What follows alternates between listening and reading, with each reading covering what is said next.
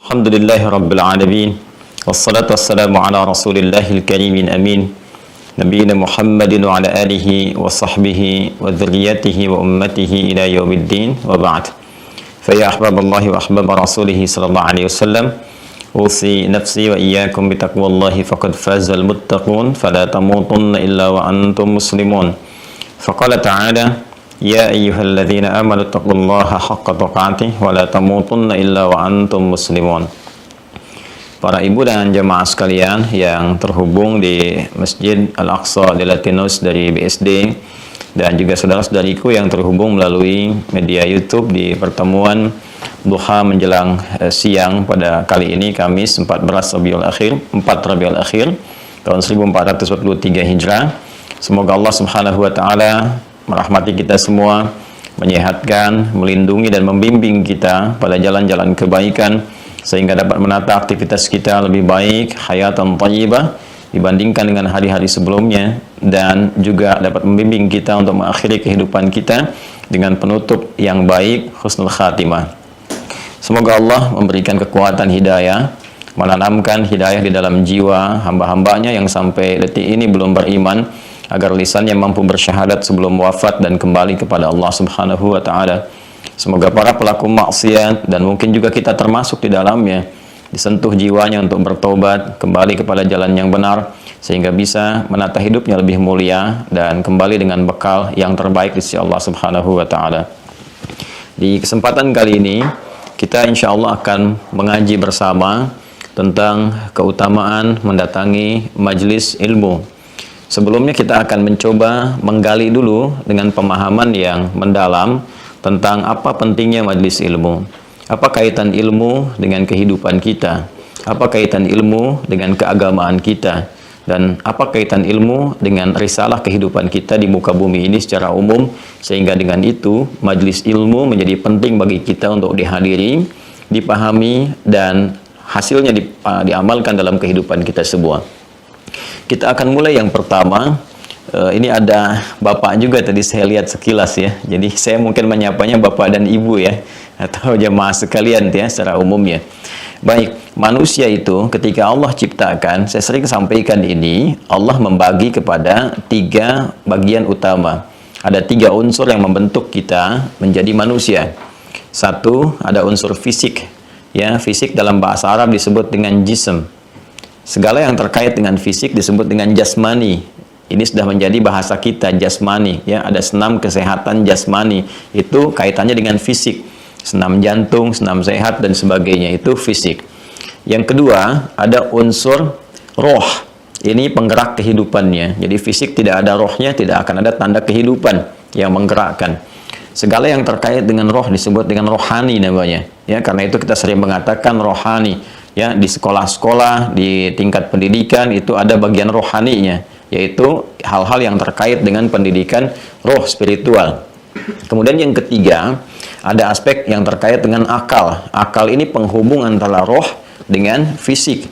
Bagaimana roh memberikan perintah kepada fisik, itu diikat oleh akal. Akal yang sepersekian detik memberikan perintah kepada fisik berdasarkan dari generator rohnya. Jadi roh memberikan perintah, akal mengikatnya, lalu meneruskan kepada fisik untuk dieksekusi. Dan itu Masya Allah, kuasa Allah Subhanahu wa ta'ala menjadikannya berlangsung sepersekian detik saja. Coba bisakah kita bayangkan berapa banyak kita berpikir dalam sehari itu? Nah, itu kan dorongan akal yang disupport kemudian oleh roh, lalu diperintahkan kepada fisik kita untuk bergerak, untuk beraktivitas.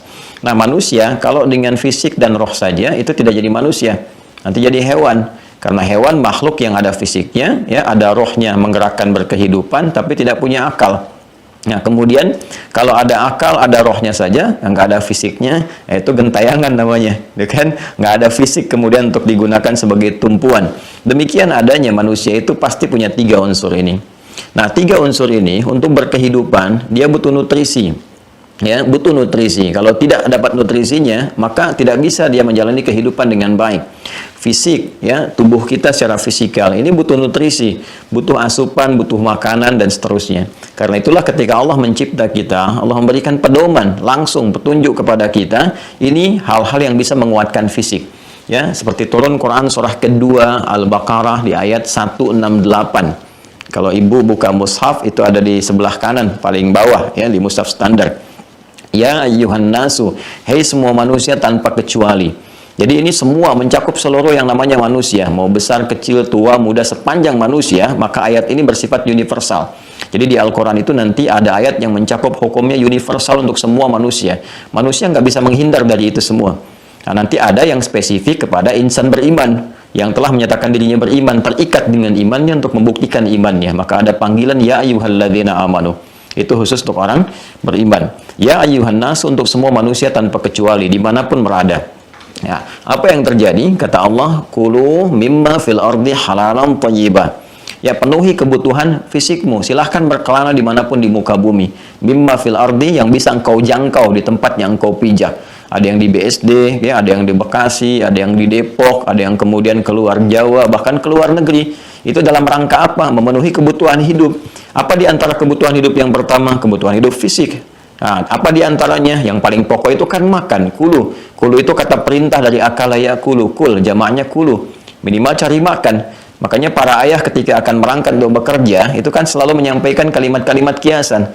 Ya, sinekdok pas prototo kalau dalam bahasa Indonesia. Mau kemana Pak? Mencari sesuap nasi ya. Padahal kan yang dicari satu rice cooker, bahkan lebih kan. Tapi itu untuk memenuhi hajat untuk fisiknya, kebutuhan makannya. Ya, prinsipnya halalan thayyibah. Cari dengan cara yang legal. Jangan cari dengan cara yang tidak benar ya. Dengan korupsi, dengan mencuri, menyogok dan sebagainya. Ada konsekuensi nantinya. Yang halal itu kemudian dialihkan, dikonsumsikan pada hal-hal yang baik. Thayyib. Thayyib itu artinya yang bermanfaat dan menguatkan pada tubuh. Ingat ya? Yang bermanfaat dan menguatkan pada tubuh. Jadi kalau makan, cari makanan, jangan hanya sekedar mengikuti selera nafsu untuk keinginan. Tapi yang bisa memenuhi kebutuhan fisik. Fisik butuh tidak. Ya, kalau ingin tapi membahayakan pada fisik, itu kata Al-Quran hindari, jauhi. Bahkan ada yang diharamkan untuk menjaga kehormatan kita. Haram itu seakar dengan kata hormah. Diserap ke dalam bahasa Indonesia menjadi hormat. Adanya hukum haram untuk menjaga kehormatan kita. Ya, kenapa memandang yang buruk diharamkan? Supaya pandangan kita tetap terhormat. Kenapa ada makanan-makanan yang diharamkan oleh Allah untuk menguji keimanan kita dan menjaga kehormatan kita dalam kehidupan dan di hadapan Allah Subhanahu wa Ta'ala. Ini kebutuhan fisik. Ya, orang yang tidak makan, orang yang tidak minum akan lemah ya pada keadaan fisiknya, sulit dia beraktivitas. Ini bagian yang pertama. Pun demikian bagi orang beriman juga sama, cuma bedanya nanti di keberkahannya. Karena itu ketika Allah memanggil orang beriman untuk memenuhi kebutuhan fisiknya, itu halalnya nggak disebutkan lagi, tapi berkah thayyibnya itu dijamakkan. Pindah ayatnya ke ayat 172. Tadi ayat 168 Al-Baqarah, pindah ke ayat 172 di surah yang sama. Kalau yang tadi ya ayyuhan nas, yang ini ya ayyuhalladzina amanu. Hei semua orang beriman tanpa batas, gitu kan? Alladzina itu disebutkan 1080 kali dalam Al-Quran. Itu isim mausul, kata konjungsi, menunjuk pada objek, kadang-kadang subjek, tapi sifatnya luas tanpa batas. Ya, kalau mau saya detilkan lagi, ya-nya itu panggilan tanpa batas, mau dekat, mau jauh, gitu kan? Semua berada dimanapun, disebutkan 360 kali dalam Al-Quran. Ayyuha disebutkan 150 kali dalam Al-Quran. Ayyunya itu munada, berfungsi taukid menguatkan, haknya tanbih mengingatkan. Jadi ayat ini pembukanya kalau saya terjemahkan secara tafsir, seakan Allah ingin mengatakan, hei semua manusia tanpa kecuali, dimanapun kau merasa berada saat ini. Karena Allah mengetahui dimanapun kita, ya. Tapi disentuh kita dengan kalimat itu untuk menguatkan. Kata Allah, engkau laki-laki atau perempuan, besar, kecil, tua, muda, kaya, cukup, ya kan? Dimanapun kau berada, merasa berada saat ini, aku tegaskan kepadamu, aku ingatkan. Kulu min thayyibati ma razaqnakum. Kulu min thayyibat. Ibu dan bapak perhatikan di sini, ya, halalnya nggak disebutkan lagi. Padahal ketika mengatakan ya ayuhan nas, itu halalnya ada. Ya ayuhan nasu kulu mimma fil ardi halalan thayyibah. Di sini halalnya seakan dibuang, hilang. Kenapa halal tidak disebutkan? Karena bagi orang beriman, insan beriman yang sejati itu, imannya akan menjadi cahaya yang membimbing dia otomatis mencari yang halal. Jadi kalau ada orang mengatakan dirinya beriman, tapi masih terfikir yang haram, ini menunjukkan ada masalah dalam imannya. Ya, karena orang beriman itu kalau sudah sampai kepada jiwanya, iman menjadi cahaya. Nuruhum yas'a baina aydihim wa bi aymanihim. Itu yang menggerakkan diri kita berperilaku. Karena itu banyak fungsi tubuh kita di Al-Quran disebutkan dengan iman dulu sebelum fungsinya. Ya, ini ada mata misalnya. Ini mata itu disebutkan imannya dulu sebelum fungsi matanya. Untuk akhwat perempuan, para ibu ummahat, buka Quran surah ke-24, surah Cahaya An-Nur. Di ayat 31, Wa kullil mu'minati yaghdudna min absarihinna. Katakan pada perempuan-perempuan yang beriman, katakan pada ummahat yang beriman, para akhwat yang beriman, imannya itu akan membimbing pandangannya untuk melihat yang baik saja. Ketika yang dilihat tidak baik, kata Al-Quran, yaghdudna min absarihinna, dia akan palingkan pandangan itu. Jadi itulah iman.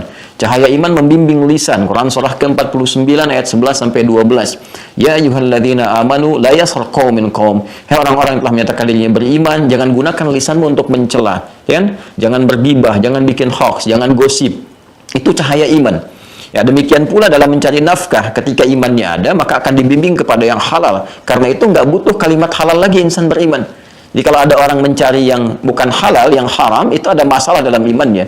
Ketika seseorang sudah terfikir halal semua, halal, ya, bekerja dengan cara yang halal, mencari makanan yang halal, berpenampilan yang halal, itu Allah akan dekatkan rezekinya langsung. Sebagai pembeda bagi orang, ya, yang beriman dengan orang yang belum beriman. Kan kita mesti bertanya kepada Allah, ya Allah, apa faedah iman saya? Saya beriman, yang lain belum beriman. Apakah ada perbedaan di iman saya, gitu kan, kepada kehidupan saya? Kata Allah, ada. Makanya kalimat bima fil ardinya nggak disebutkan. Ma razaqnakum, kami akan dekatkan rezekinya. Ya, dengan cara apa? Kami tambahkan keberkahannya. Min thayyibati. Ya, jadi kalau yang pertama halalan thayyiban, thayyibnya bentuknya tunggal dan nakirah sifatnya, mufrad, ya, singular. Nah, tapi kalau bagi orang beriman dijamakkan thayyibat, berkahnya banyak. Sesuatu yang berkah itu sangat bernilai. Barangkali suami misalnya bekerja, pekerjaannya halal, berkah, dapat 1 juta, tapi Masya Allah, sebulan tuh nggak pernah kepake gitu. Ya, mau makan, ada orang kirim makanan, pakaian, kemudian tiba-tiba ada yang ngasih hadiah, kepake cuma 100.000, berkahnya luar biasa. Ya, tapi ada orang kalau mencarinya di luar batas yang halal, walaupun dia dapatnya 100 juta, 1 miliar, tapi karena didorong oleh nafsu yang sangat tinggi, keimanannya redup, maka semua ingin dibeli, semua ingin didapatkan, walaupun tidak tepat guna dan tidak butuh dengan itu semua. Ya, jadi itu beberapa rumus terkait dengan kebutuhan fisik. Intinya adalah fisik kita butuh nutrisi, kalau tidak lemah kita dalam bergerak.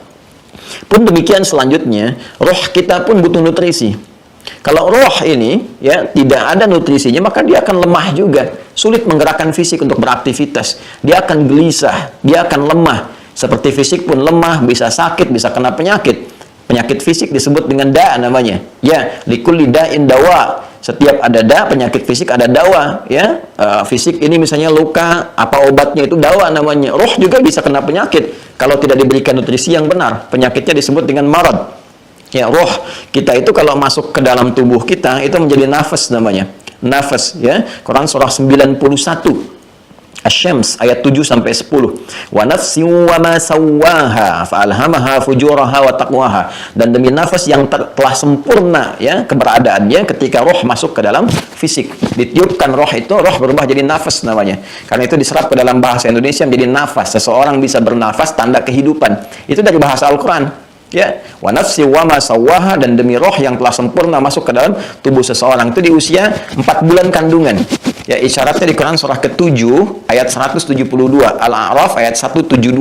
Wa idza akhadha rabbuka min bani adama min zuhurihim dzurriyyatahum wa asyhadahum ala anfusihim alastu birabbikum qalu bala syahidna. Komitmen keimanan kita dengan Allah itu diuji dulu sebelum kita terlahir. Itu usia 4 bulan saat roh ditiupkan.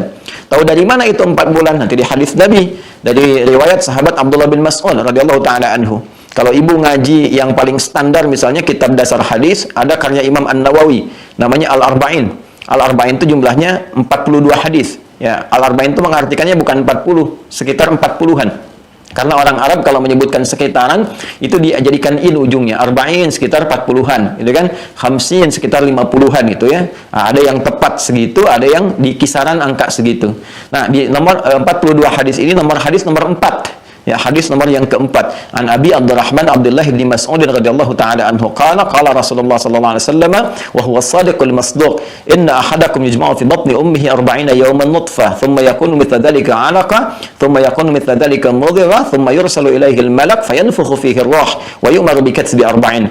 Sungguh setiap kalian anak cucu Adam itu kan akan berproses kehidupannya di dalam perut ibundanya, di rahim ibundanya. 40 hari pertama proses pertemuan antara spermatozoa dengan ovum. 40 hari kedua menjadi alaqah, ya, zigot yang mulai menempel di dinding rahim. Kemudian setelah itu 40 hari ketiga mudghah, sudah berbentuk keratan daging. 40 hari ketiga itu berarti 120 hari, 4 bulan. ya, thumma yursalu ilaihil malak, diutus malaikat, fayanfukhu fihi ruh, ditiupkan roh. Nah, maka kalau sudah usia kandungan 4 bulan itu sudah ada rohnya. Nanti fikihnya beda lagi. Ada bimbingan nanti, bimbingan bagaimana mendidik anak dalam kandungan. Itu ada fikihnya sendiri. Ya, nanti di lain kesempatan mungkin bisa dibahas dia. Nah, saya kembalikan kepada ayatnya. Jadi ketika sudah ditiupkan roh itu sempurna, ya sempurna. Sawwa yusawwi gitu kan, taswiyah. Itu ada antara roh masuk ke fisik, ada di Quran surah ke-15, 15 Al-Hijr ayat 28 sampai ke ayat 30. Wa idh qala rabbuka lil malaikati inni khaliqum bashara min salsalin min hama'in masnun fa idza sawaituhu kapan sawaituhu wa nafakhtu fihi min ruhi, ya, fa idza sawaituhu, maka jika aku telah bentuk sempurna, ya, keadaan manusia itu di dalam rahim dengan prosesnya, di antara prosesnya 4 bulan roh ditiupkan, ketika fisiknya mulai berbentuk roh ditiupkan, fa idza sawaituhu. Karena itu kalimat sawwa ini ditegaskan kembali di Quran surah 91 Asy-Syams ayat 7 sampai 10. Wa nafsin wa ma sawwaha fa'alhamaha fujuraha wa taqwaha. Jadi roh masuk ke fisik, jadi nafas, bisa bernafas kita. Tempatnya nafas di mana? Di kolbu. Ya, kolbu. Tempat kolbu di mana? Di sodrun, jamaknya sudur. Itu yang diwaswasi oleh setan di jiwa kita itu, ya. Nah, sekarang kembalikan. Sudah masuk ke dalam, nafas itu tempatnya di kolbu. Kolbu jamaknya kulub. Ini butuh nutrisi. Kalau tidak diberikan nutrisinya ada penyakit. Penyakit yang menyerang kepada nafas kita, jiwa kita, pusat spiritual kita disebut marad namanya.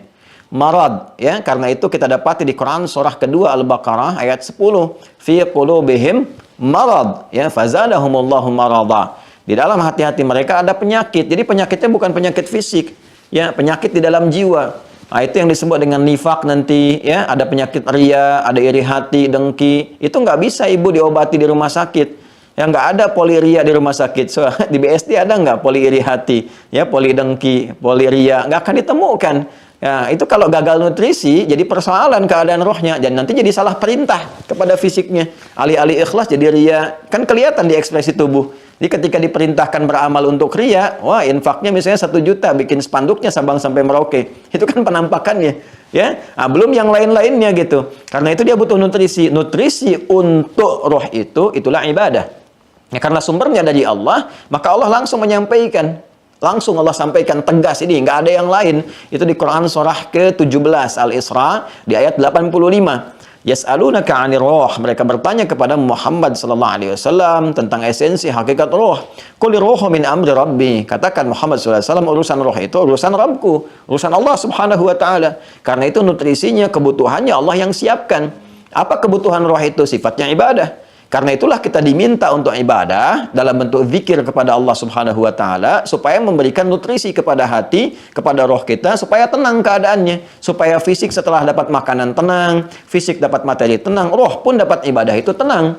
Ya, dengan cara apa? Dengan cara zikir. Makanya fungsi zikir itu menenangkan kepada hati. Quran surah ke-13, ya, Ar-Ra'd ayat ke-28, ala bidzikrillahi tatma'innul qulub. Ketenangan yang dihasilkan kepada roh, kepada jiwa, kepada hati itu disebut tumaninah. Karena itu setiap kita ibadah ada tumaninahnya. Apa di antara bentuk zikir? Ya, salat. Salat itu bagian dari zikir. Quran surah ke-20 Thaha ayat ke-14. Innani anallahu la ilaha illa ana fa'budni wa aqimis salata li dzikri. Sungguh saya Allah, kata Allah Subhanahu wa taala. Saya tegaskan, saya Allah, enggak ada Tuhan selain saya. Maka beriman kepada saya, buktikan keimananmu dengan ibadah, lakukan melalui salat. Ya, salat itu bagian dari zikir untuk mengingatku, kata Allah. Ya, makanya semua nabi, rasul yang pernah diutus itu mempraktekkan salat dan mengajarkan pada umatnya. Nabi Isa itu salat, Bu. Pak, Nabi Isa salat. Ya, ada salat. Buka kalau di Quran surah ke-19 Maryam ayat 31. Wa ja'alani mubaraka aina ma kuntu wa awsani bis salah. Allah menetapkan aku keberkahan melekat pada diriku dan mewasiatkan kepadaku menunaikan salat. Nabi Musa salat, Quran surah ke-20 Thaha ayat ke-14. Nabi Yahya yang nanti berpartner dengan Nabi Isa alaihissalam menyiapkan jalan dakwah untuk Nabi Isa, Nabi Zakaria, itu anaknya Yahya.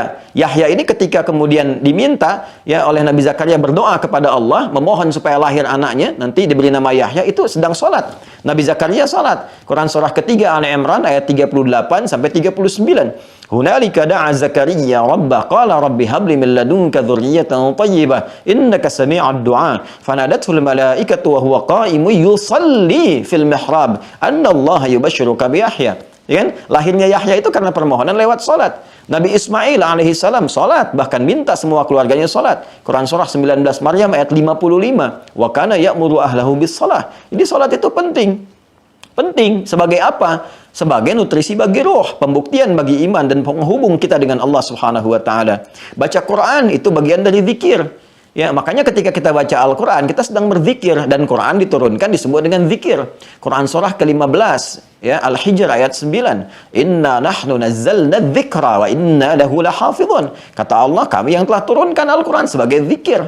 Ya, dengan keagungan Allah Subhanahu wa taala turunkan Al-Quran sebagai zikir untuk pengingat kepada Allah. Fungsi zikir tadi menenangkan kepada hati kan, menenangkan kepada jiwa. Makanya ibu kalau sedang gelisah, coba praktekkan ini paling gampang ya. Kalau sedang gelisah, coba ambil wudhu, buka mushaf, baca Quran. Itu pasti ada ketenangan pada jiwa. Alih-alih bikin status yang tidak jelas. Ya, BSD mendung bikin status, apakah dengan bikin status menghentikan mendungnya? Kan tidak. Ya, di luar tetap mendung, kan nggak apa-apa di luar mendung tapi di rumah berawan kan. Ya, jadi ada sesuatu yang indah yang sebetulnya sangat simpel. Inna ma'al usri yusra. Apalagi sholat, betapa banyak persoalan besar itu menjadi kecil dan hilang ketika ditumpukan di atas sajadah. Kan? Tapi bagaimana banyak persoalan kecil itu menjadi besar ketika ego yang ditampilkan. Ini persoalan. Ya, doa pun disebut dengan zikir. Doa itu zikir. Quran surah ke-7 Al-A'raf di ayat 205. Ya, wadhkur rabbaka fi nafsika tadarruan wa khifatan wa dunal jahri minal qaul, dan berdoalah mohon kepada Allah sebagai zikir. Ingat Allah. Makanya ketika punya masalah kita berdoa, minimal tenang keadaan hati kita. Nah, itulah makanannya roh. Karena itu diperintahkan kita untuk salat, untuk berinteraksi dengan Al-Quran, baca Al-Quran. Itu demi kita sendiri. Allah nggak butuh ruku sujud kita. Kita yang memerlukannya. Itu feedbacknya kembali kepada kita. Orang-orang yang tidak mendapati makanannya dengan benar tetap gelisah. Silahkan sekaya apapun, kalau rohnya tidak terpenuhi tetap gelisah. Saya kalau offline itu suka menguji dan bertanya. Semua harus jawab. Saya katakan pilih mana ya? Kaya tapi gelisah atau miskin tapi tenang. Nggak ada pilihan ketiga, nggak usah maksa. Saya yakin sekali akan memilih kaya dan tenang gitu kan. Ya karena ketenangan itu penting, nggak bisa dipisahkan. Nggak bisa dipisahkan. Karena itu kalau kita gabungkan sukses dan tenang, sukses dan bahagia, itu bahasa Arabnya disebut falah namanya. Falah, success and happiness. Kalau kita ingin katakan dalam bahasa Inggris. Ya, sukses dan bahagia itu falah. Kalau digenggam menjadi aflah. Makanya panggilan sholat itu untuk falah. Hayya 'alas shalah, hayya 'alal falah. Kalau sudah digenggam jadi aflah. Quran surah ke-23 ayat 1 dan 2. Qad aflahal mu'minun. Orang beriman itu akan menggenggam kebahagiaan dan kesuksesan. Ya kan? Bagaimana cara dia melakukan itu? Ayat keduanya. Alladzina hum fi salatihim khashi'un. Genggaman itu diraih ketika dia mampu mendekat kepada Rabbnya. Kan Allah yang maha segalanya. Ya, terpenuhi kebutuhan nutrisinya, Allah berikan jalan hidupnya. Makanya tidak ada sahabat Nabi pun yang berkehidupan setelah dilatih dengan zikir, ibadah, mendekat kepada Allah, terpenuhi kebutuhan rohnya, kecuali mereka sukses. Ya, standar sukses bisa berbeda, tapi capaiannya dapat diraih, kan? Nah ini. Kemudian yang ketiga, ini pengikatnya. Nggak akan sempurna ibadah, nggak akan sempurna fisik beraktivitas tanpa yang ketiga, nutrisi akal. Apa nutrisi akal itu? Ilmu, pengetahuan. Ilmu pengetahuan, ini yang menjembatani kebutuhan roh dengan kebutuhan fisik. Ya, fisik kalau nggak ada pengetahuan juga, itu bisa tersesat. Ya, ibu kalau nggak tahu cara online sekarang, nggak akan nyambung. Alih-alih ikut kajian sekarang, nyambungnya ke AS Roma, ikut misalnya pertandingan sepak bola. Itu kan nggak nyambung gitu kan. Ya, karena online-nya salah. Itu kan butuh pengetahuan. Ya, sama. Anda mau buka handphone butuh pengetahuan. Ingin aktifkan TV butuh pengetahuan. Karena itu untuk memenuhi kebutuhan fisik, bahkan ada yang sekolah. Ya, dari TK sampai SD, SMP, S1, SMA, S1, S2, S3, S semua tuh. Apa capaian dari itu, tujuannya apa, goalnya apa? Di antaranya kan memenuhi kebutuhan fisik. Ya kan, dapat sertifikat, dapat materi, terpenuhi kebutuhan fisik, sandang, pangan, papan, karpet dan sebagainya. Itu semua kan dicapai dengan apa? Pengetahuan. Makanya Imam Syafi'i mengatakan man arada dunya fa'alaihi bil ilmi. Siapa yang ingin meraih kemuliaan dunia, ya dia harus punya dasar pengetahuannya, ya kan? Nah, pengetahuan itu apa? Itu nutrisi bagi apa? Bagi akal. Ya, roh juga sama. Roh kan tadi ibadah nutrisinya. Mau salat, mau baca Quran, kan? Mau haji, mau zakat, mau infak dan sebagainya. Itu perlu ilmu juga. Ilmunya disebut dengan fikih. Kalau tidak ada ilmu, itu bisa berbahaya. Iman tanpa ilmu bisa celaka nantinya, bisa tersesat. Ya, semangat, saya semangat, ingin berubah. Saya tobat, besok saya sholat subuh 4 rakaat. Ya nggak bisa. Mesti ada ilmunya, ada dasarnya. Dan kita mesti tahu, untuk khusyuk itu kan butuh ilmu. Nanti ada sindiran dalam Al-Quran, halus tapi tajam. Ada orang sholat, ini bukan kita ya Bu ya. Ya, dan bukan di Delatinos juga ya, bukan di Masjidil Aqsa. Tapi nggak tahu siapa nih ya. Pokoknya ini tajam di Al-Quran. Ini di Quran surah ke-29 Al-Ankabut di ayat 45. Tuh, staf saya sampai batuk tuh, dapatkan itu. Ya. Jadi Quran surah 29 ayat 45. Kita hafal tengahnya, tapi awalnya tidak dilihat sebagai pijakan. Saya yakin kalau saya bacakan tengahnya, ibu semua hafal. Inna sholata tanha. Tuh dijawab semua, anil fahsyi wal munkar. Coba bacakan awal ayatnya. Nah, kan persoalan, ya kan? Utlu ma uhya ilaika minal kitab wa aqimis shalah. Inna sholata tanha anil fahsyi wal munkar. Perhatikan kalimat dasarnya, utlu. Itu kalau baca terjemahan, selalu dilihat dibacakan, terjemahkan dengan bacalah. Padahal wahyu pertama turun pun iqra diartikan bacalah. Ini problem terjemah. Terjemah itu hanya menyadur kata secara umum, tidak melahirkan makna dengan keluasannya. Kalau iqra itu dari kata qiraah, membaca tanpa menuntut kita memahami. Perintahnya disebut iqra. Mau paham, mau tidak, umum itu iqra. Tapi kalau utslu dari kata tilawah, artinya paham, mengerti apa yang dibaca itu. Dan dari pemahaman ini menjadi landasan untuk diamalkan, untuk bersikap, berperilaku. Kenapa wahyu pertama turun iqra bukan utslu? Untuk menegaskan bahwa Nabi itu jangankan paham, baca pun tak bisa. Punya sifat ummi. Ya, punya sifat ummi. Ummi itu sesuatu yang tidak punya kemampuan untuk membaca dan menulis. Ya, ulama sekarang mengatakan ummi. Kenapa Nabi ummi? Karena Allah berkenan mengajarkan langsung kepada beliau Sallallahu Alaihi Wasallam sehingga beliau nggak butuh untuk sekolah, nggak butuh untuk punya guru karena Allah yang mengajarkan langsung untuk menguatkan risalah supaya tidak dituduh ini Quran rekayasa Nabi Muhammad karena beliau bisa baca, bisa menulis. Ya kan? Maka ketika dikatakan iqra ma'ana biqari, saya nggak bisa baca, nggak bisa nulis. Maka ayatnya berkata iqra bukan utslu. Kalau utslu berarti ada unsur pengetahuan di dalam diri Nabi yang bisa baca, bisa menulis. Sehingga bisa memahami, gitu kan? Tapi iqra. Namun setelah wahyu yang diturunkan sempurna dibimbing kemudian oleh malaikat dengan izin Allah Subhanahu wa taala, ini seperti ini maknanya, ini begini ajarkan pada umatmu. Sehingga ayat yang turun berubah menjadi tilawah. Ketika turun perintah salat itu, Nabi setelah 12 tahun berdakwah fase Mekah, turun perintah Isra dan Mi'raj itu kan, kemudian dapat hadiah dari situ berupa ibadah salat, dan ketika salat kemudian diperintahkan berjalan, kalimat yang berubah dari iqra menjadi utslu, tilawah. Ya, tilawah itu baca, pahami, amalkan. Ya, makanya kan ada qari, ya kan? Qari itu kan pembaca kan, Bu. Kalau ada acara-acara besar itu kan ada qari kan, yang baca Quran. Di sampingnya kan ada yang menerjemahkan kan. Terjemah itu membimbing kita untuk memahami isi kan. Dari pemahaman itu bisa kita ambil maknanya, kita amalkan. Saya mau tanya, yang menerjemahkan itu siapa namanya? Tuh, Sari Tilawah, gitu kan? Ya sebetulnya tilawah saja. Mungkin dulu yang menerjemahkan Bu Sari, makanya disebut Sari Tilawah. Itu kan kalau Pak Edi mungkin Edi Tilawah gitu. Jadi tilawah itu artinya paham, baca, paham, amalkan. Kenapa ada Sari Tilawah, ada tilawah? Untuk membantu kita memahami apa yang dibaca tadi, artinya apa, maknanya apa, bagaimana kita amalkan dalam kehidupan. Itulah tilawah. Nah, jadi kata Al-Quran, sebelum kita sholat, karena ini perintah sholat, diikat dengan baca dulu. Belajar dulu, pahami dulu apa maksudnya Allahu Akbar, maknanya apa, hikmahnya apa prakteknya dalam kehidupan. Kok bisa orang dulu Allahu Akbar langsung jadi tawadhu, gitu kan? Kok bisa orang dulu angkat tangan jadi khusyuk, gitu kan? Kok bisa orang dulu berdiri tiba-tiba menjadi orang yang sangat sukses dalam kehidupan? Ya, kenapa nggak nampak dalam kehidupan kita saat ini? Wa aqimis shalah, inna sholata tanha 'anil fahsya'i wal munkar. Jadi kalau salatnya benar, paham isinya, ada feedback dari salat kepada kehidupan kita. Apa di antaranya? Memberikan cahaya iman yang membimbing perilaku kita. Nuruhum yas'a baina aydihim wa bi aymanihim. Dibimbing kita berperilaku dekat dengan Allah, jauh dari maksiat. Karena itu pelaku salat menjauh dari perbuatan fahsya dan mungkar, pasti jadi orang baik.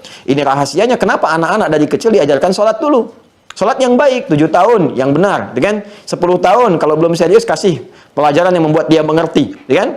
Nah, potong uang jajannya dan sebagainya. Itu terjemahan yang baik secara tafsir. Kenapa? Karena tujuannya supaya anak itu tumbuh jadi anak baik. Kalau salatnya benar, pasti baik. Ya, di Indonesia kita alhamdulillah advance. Anak TK belum belajar fikih salat, sudah belajar fikih manasik. Nah, ini nggak salah, cuma lompat gitu ya, cuma terlalu lompat. Maksimalkan dulu salatnya yang benar, lalu bertahap jadi maksimal. Nah, itu kebutuhan roh yang diikat dengan apa? Ilmu.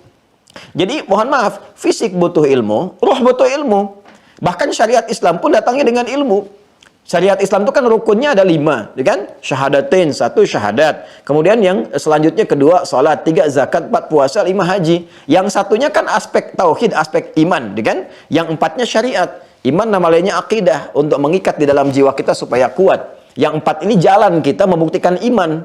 Jalan itu bahasa Arabnya syara'a, konsepsinya disebut dengan syariat. Makanya kita kenal syariat Islam. Syariat Islam itu untuk membuktikan keimanan kita. Salat itu syariat, dekat dengan Quran itu syariat, zakat itu syariat, gitu kan? Nah, ini butuh ilmu. Untuk bertauhid perlu ilmu. Kalau nggak ada ilmu nanti, mohon maaf ini bisa lemah. Dikasih materi dikit, la ilaha illallahnya hilang nanti. Gitu kan? Dikasih mobil bisa berubah, dikasih angin surga, dengan kata-kata cinta yang tidak menentu bisa pindah keyakinan. Ya, itu terjadi gitu kan. Makanya mesti punya ilmu. Turunlah kemudian Quran surah ke-47, surah Muhammad SAW ayat 19. Fa'lam. Maka mesti punya ilmu. Kalau di terjemahan maka ketahuilah. Kalau kita baca dengan nahwu, ini kan fi'il amr. Alima ya'lamu ilman fahuwa alimun wa dzaka ma'lumun. I'lam. Kata perintah dengan cepat pakai fa. Harfu 'atfin rabitin baina syai'aini bila hudud. Huruf pengikat di antara dua peristiwa dengan cepat. Peristiwa pertama menetapkan Allah sebagai Tuhan dengan syahadat. Peristiwa kedua mesti punya ilmu, cepat punya ilmu. Untuk menguatkan argumentasi dan menetapkan Allah sebagai Tuhan. Kalau tidak nanti di soal orang nggak bisa jawab. Kenapa Anda memilih Allah sebagai Tuhan? Apa buktinya Allah Tuhan? Apa parameternya ditetapkan sebagai Tuhan? Mau jawab apa? Makanya kita punya dasar ilmu. Ilmu untuk menguatkan sisi ketuhanan, ilmu untuk memantapkan keimanan kita disebut dengan tauhid namanya. Disebut dengan akidah, itu ilmu. Ya, perlu kita ilmu itu. Nanti dengan ilmu itu kalau sudah terkumpul, mantap kita bersyahadat. Maka turunlah Quran surah ketiga Ali Imran di ayat ke-18. Syahidallahu annahu la ilaha illa huwa wal malaikatu wa ulul ilmi qa'iman bil qista. Yang mantap syahadat itu, yang mantap menyaksikan, mengetahui kebenaran Allah sebagai Tuhan, pertama Allah sendiri. Allah mantap mengetahui dirinya sebagai Tuhan. Karena itu pede mengatakan innani anallah. Anda silahkan bandingkan di kitab manapun yang diyakini sebagai kitab suci, Anda nggak akan temukan kalimat yang jelas, terang, lugas, padat mengatakan, saya Tuhan, sembah saya.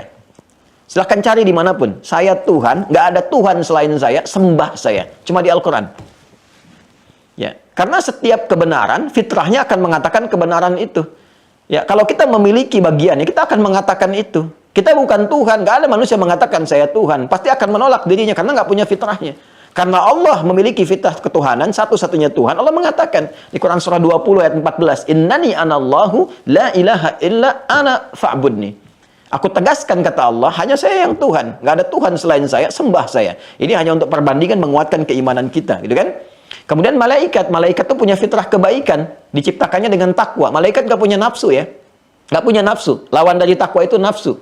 Takwa disebutkan 115 kali dalam Al-Quran. Nafsu disebutkan 115 kali dalam Al-Quran. Itu lawannya. Nanti yang support takwa itu malaikat. Malaikat disebutkan 88 kali dalam Al-Quran. Yang provokasi nafsu itu setan. Setan disebutkan 88 kali dalam Al-Quran. Selalu ada gejolak di dalam jiwa kita. Karena tempatnya dalam nafas, nafas di kolbu. Kolbu itu sesuatu yang bergejolak. Ya. Nah, malaikat itu diciptakan oleh Allah dengan jiwa takwa. Karena itu nggak ada potensi maksiat. Nggak ada nafsunya. Bapak Ibu pernah dengar malaikat Jibril korupsi ayat misalnya? Kan tidak pernah. Ya kan? Jadi nggak akan pernah bermaksiat. Nggak ada peluang di situ. Nggak ada malaikat maut salah cabut nyawa. Mustahil. Ya, karena itu di Quran surah ke-66 At-Tahrim di ayat yang ke-6 di pertengahannya, la ya'sunallaha ma amarahum wa yaf'aluna ma yu'marun. Sifat malaikat enggak mungkin bermaksiat, ya, enggak mungkin bermaksiat dan mengerjakan tugas sesuai dengan tupoksinya. Baik, kita kembali berlanjut. Malaikat mengenal Allah sesungguhnya. Lalu siapa lagi setelah itu? Wa ulul ilmi qa'iman bil qist. Dan pemilik pengetahuan yang sempurna, yang ilmunya didorong oleh kebenaran, bukan mencari pembenaran. Kalau pembenaran itu sudah merasa salah, tapi ingin menutupi kesalahan, maka dia kemudian memodifikasi jalur pengetahuan untuk membenarkan kesalahan yang telah dia bangun. Maka nanti akan menutupi kesalahan dengan kesalahan yang lainnya, itu yang fatal. Ya, jahlun murakkab kalau dalam bahasa Arab itu. Nah, orang-orang yang menggunakan potensi ilmu dengan benar, dengan baik, akan menemukan pada ujungnya menetapkan Allah sebagai Tuhan. Kapan taunya? Dengan ilmu. Jadi, ilmu untuk tauhid itu penting, menjaga tauhid. Ilmu untuk syariat itu penting. Salat kalau nggak ada ilmunya, nggak bisa khusyuk. Makanya ada ilmu untuk sholat disebut dengan fikih namanya. Fikih sholat, fikih zakat, fikih haji, fikih umrah. Fikih itu artinya apa? Paham. Jadi kalau belajar sholat mesti sampai paham. Jangan sampai sholat tidak mengerti apa yang dibaca dan dilakukan dalam sholat. Bagaimana bisa khusyuk dalam sholat? Jelas ya? Dari sini kita mengerti betapa ilmu itu penting untuk nutrisi apa? Akal. Karena akal akan mengikat peran roh, juga fungsi untuk fisik, rohani dan jasmani. Karena itulah dasar ini disandingkan dengan iman dan amal sekaligus. Pernah dengar istilah al-ilmu qabla al-amal? Ilmu sebelum amal, gitu kan? Ada juga kemudian ilmu ma'al iman, ilmu dan iman. Karena nggak mungkin kita beriman tanpa dasar ilmu yang kuat. Ya, kalau nggak tahu ilmunya bisa lemah kemudian imannya. Ini yang jadi persoalan. Karena itu ilmu penting. Turunlah Quran surah ke-17 kemudian Al-Isra ayat 36. Wala taqfu ma laysa laka bihi ilmun innas sam'a wal basara wal fuada kullu ulaika kana anhu mas'ula. Kan? Jangan pernah mengikuti satu tindakan, perilaku, ajakan kalau nggak ada dasar pengetahuannya. Ilmu penting. Karena itu sumber ilmu pengetahuan, sumbernya terutama yang pokok ada 3. Pendengaran, penglihatan, dan nalar kita. Ya, kan ilmu itu prosesnya begini. Dari data jadi informasi, informasi di knowledge. Jadi pengetahuan. Ya kalau nggak ada data, nggak ada informasi, nggak ada pengetahuan. Kan? Nah kata Allah sumber untuk merekam data informasi itu akan ditanya. Ya pendengaran, penglihatan, dan nurani kita itu akan ditanya. Ya, kenapa dulu kamu nggak lakukan ini? Saya nggak tahu ya Allah, kan saya ciptakan bagimu pendengaran. Apa nggak dengar suara azan itu 5 kali saya perdengarkan? Ya, kenapa nggak beriman juga? Ya, kamu itu pernah saya perjalankan, lewati masjid, lihat orang sholat. Bisa saja kamu lewat jalan yang lain, tapi kenapa engkau bisa lewat masjid? Supaya engkau sholat. Itu kan sumber pengetahuan. Nah, maka prinsip dalam Quran ilmu itu penting. Jangan sampai mengikuti sesuatu yang nggak ada ilmunya. Ibu pun kalau diajak teman atau ikhwan, akhi, saudaraku diajak teman, ikut yuk. Kemana? Nanti aja pokoknya. Nah itu fikih Islam melarang, jangan. Ya, tahu-tahu diajak ke tempat maksiat, nanti repot kan? Nah, tanya dulu kemana? Karena kita nggak boleh ikut. Ya, kecuali kalau ada dasar pengetahuan yang jelas. Nah, itulah pentingnya ilmu. Nah, sekarang persoalannya kita bertanya, kan? Ya Allah, ya Rasulullah SAW, ya Allah, itu kan ya Rasulullah. Kalau kami ingin mendapatkan ilmu yang benar, bagaimana caranya? Kemana kami mesti kemudian dapati? Dan seperti apa hasilnya kalau kami dapati itu semua? Nah, itu yang akan kita bahas di pertemuan kali ini. Jadi yang tadi muqaddimah. Jadi saya menginginkan kita memahami betul mengakar kenapa bahas ini gitu ya. Mudah bagi saya mengatakan ini keutamaan majelis ilmu A, B, C, D. Dalilnya ini, Qur'annya, hadisnya ini. Tapi kalau kita nggak ngerti fungsinya, nggak ada motivasi kita untuk mengaji. Ya, mana milih majelis yang benar? Bagaimana dapat apa kita dari situ? Maka pentingnya pemahaman ini adalah amanah dari Quran surah ke-9 ayat 122.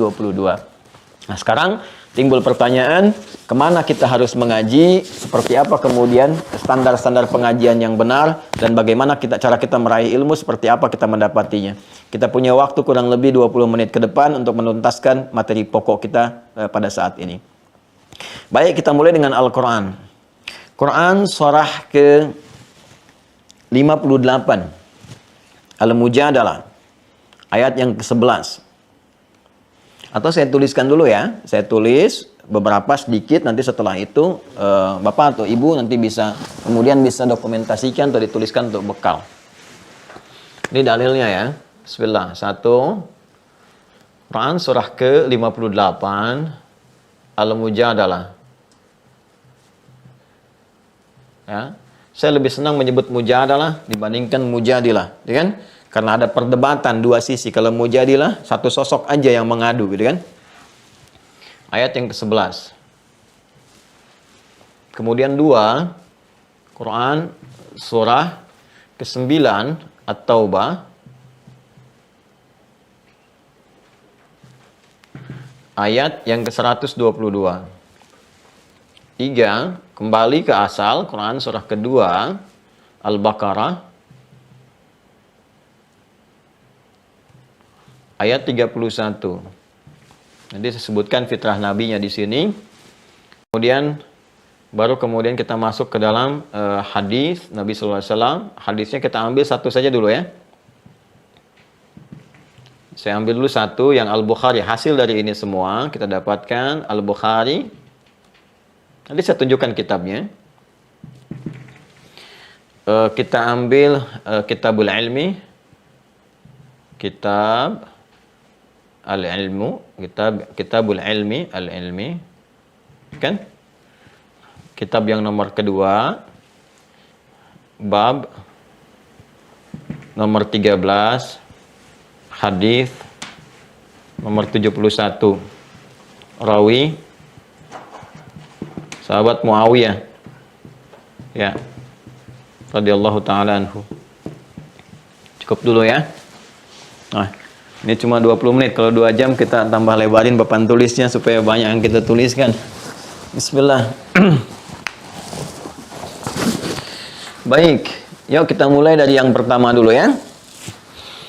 Sekarang kita bertanya, ya Allah, kami ingin mencari ilmu itu, pengetahuan, supaya mantap kebutuhan roh kami, dan mantap kemudian tindakan dan jasmani kami. Kemana kami datang? Ya kan? Baik, tempat belajarnya gimana? Kita cari tempatnya dulu.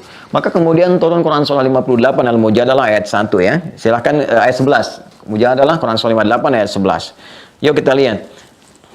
Ya ayyuhalladzina amanu. Tuh iman lagi kan yang disebutkan? Ya ayyuhalladzina amanu. Idza qila lakum tafassahu fil majalisi. Fafsahu yafsahillahu lakum. Satu, jelas ya? Baik, satu, bagian pertama. Ada ayatnya ya, ditemukan ya. Baik, saya turunkan ke sini. Ini sengaja saya berikan ruang, space, untuk memberikan penjelasan. Ya, kita turunkan ke sini. Satu, ya ayyuhalladzina amanu. Imannya disebutkan dulu. Idza qila lakum tafassahu fil majalisi. Al-majalis, ya. Maaf, sebelah sini, saya tuliskan. Al-majalis. Ya. Fafsahu yafsahillahu lakum wa idza qila anshuzu, gitu kan, fanshuzu yarfa'illahu alladhina amanu minkum, disebutkan lagi ya, walladzina utul ilma darajat, disebutkan lagi imannya, kemudian ilmu. Baik, sekarang fokus ke sini ya, baik-baik. Kita akan bertanya kepada Allah Subhanahu wa taala tentang tempat mencari ilmu. Di mana saya harus mencari ilmu yang bermanfaat untuk roh dan fisik itu? Maka dijawab oleh Allah Subhanahu wa taala, ya ayyuhalladzina amanu. Hei orang-orang yang beriman. Perhatikan standarnya dalam tafsir. Jika ada ayat dibuka dengan kata iman, panggilannya, maka informasi yang terdapat di ayat itu menunjukkan parameter keimanan seorang hamba. Jadi semakin diikuti menunjukkan imannya kuat. Kalau bergeser dari informasi itu menunjukkan imannya lemah. Itu standar. Misal, kata iman pertama bersanding dengan sholat. Al-Baqarah ayat 3. Ya alladzina yu'minuna bil ghaib wa yuqimunas shalah. Alladzina yu'minuna bil ghaib wa yuqimunas shalah. Iman mengantarkan kemudian ibadah sholat. Ya, maka ketika kita semangat menunaikan sholat, sholatnya bagus, sampai yang sunnah pun dikerjakan, ini menjadi parameter iman. Bisa diukur, ini menunjukkan imannya kuat, sedang bagus. Ya, ketika sholatnya mulai membatasi pada yang fardu, itu pun agak malas-malas, kurang tepat waktu, ini menunjukkan iman bermasalah. Itu standar.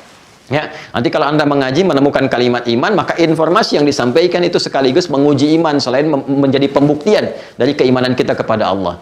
Ya ayyuhalladzina amanu aufu bil uqud. Al-Maidah ayat ke-1 kan, hai orang-orang beriman tepati janji. Maka semakin menepati janji menunjukkan cahaya iman kuat. Kalau ingkar janji menunjukkan iman bermasalah. Nanti banyak sekali, ya. Termasuk nanti tentang lisan, tentang mata sampai ke ujung kaki. Termasuk ibadah ritual. Nah ini dalam pencarian ilmu pun iman disebutkan dulu. Untuk menunjukkan bahwa pemilik iman sejati itu punya arah dalam belajar. Nggak setiap tempat bisa dikunjungi. Nggak setiap tempat bisa dikunjungi untuk belajar. Nggak setiap tempat jadi tempat untuk belajar. Untuk mendapatkan pengetahuan. Tidak. Iman dia akan menuntun. Kalau kita datang ke tempat yang salah, justru bertentangan dengan nilai keilmuan itu, yang tidak menguatkan roh dan tidak menguatkan fisik, berarti ada yang salah di tempat itu. Itu bukan ciri khas orang beriman. Nggak boleh. Ada di situ, mesti bergeser. Ya, apa tempatnya? Idza qila lakum tafassahu fil majalis. Ini dia. Jika dikatakan kepadamu, luaskan. Kalau dalam offline itu makna luaskan itu bagi space. Ya, kalau yang sekarang makna fasaha itu bisa berarti share. Ya, share. Kalau Anda dapatkan tempat yang benar, yang baik, begini share supaya dapat pahala lebih. Ya, jangan cuma like dan komen gitu. Share, ya, share, viralkan dan sebagainya supaya orang lain mendapatkan kesempatan serupa dan Anda dapat pahala. Ya, betapa banyak sekarang ibadah itu menjadi mudah, ya, dengan membuat status ibadah dapat pahala dari situ. Alih-alih menulis yang tidak jelas, bikinlah satu hari satu hadis, ya, satu hari satu ayat, satu hari info kajian. Kalau ada orang datang, Anda nggak sempat datang karena uzur tertentu, itu masih dapat pahalanya. Hadisnya jelas, man dalla ala khair falahu ajruhu mithla ajri fa'ili min ghairi an yanqusa min ajri syai'. Siapa yang memfasilitasi menunjukkan pada kebaikan lantas dikerjakan oleh orang lain dan dia punya keterbatasan untuk mengerjakannya, dia dapat pahala dari orang mengerjakan itu tanpa dikurangi sedikit pun. Ya. Nah, ini teman-teman sekalian, sekarang ruangnya banyak sekali kita manfaatkan untuk pahala. Nah, cuma apa yang kita share itu? Majalis. Majalis ini jamak dari kata majlis. Majlis. Karena itu kita sering dengar kan? Majlis ilmu, majlis ta'lim. Pernah dengar kan? Tapi persoalannya, apakah setiap tempat yang kita sebut majlis itu benar-benar majlis? Majlis ilmu benar nggak majlis ilmu? Majlis ta'lim benar nggak majlis ta'lim? Ya, kita harus tahu dulu apa itu majlis. Majlis ini asalnya dari kata jalasa. Jalasa. Jalasa. Bacanya pakai bahasa Arab ya, jangan pakai bahasa Inggris, jelas gitu. Jalasa, ya. Jalasa. Apa artinya jalasa? Orang akan berkata duduk. Ya, padahal asal kata jalasa itu bukan duduk. Ya, duduk itu punya dua pendekatan arti. Ya, dan diksi di dalam Al-Quran. Bahkan dalam bahasa Arab standar itu ada dua kata yang mewakili makna duduk. Satu jalasa, dua qa'ada. Qa'ada. Jalasa yajlisu, kan? Jalasa yajlisu, qa'ada yaq'udu. Ini julusan, ini qu'udan.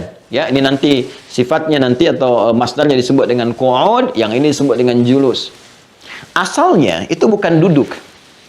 Jalasa itu berpindah keadaan dari posisi rendah ke posisi tinggi. Jadi kalau saya misalnya duduk di karpet, kemudian saya akan pindah ke kursi yang lebih tinggi, itu orang Arab menyebutnya dengan jalasa. Kata perintahnya ijlis.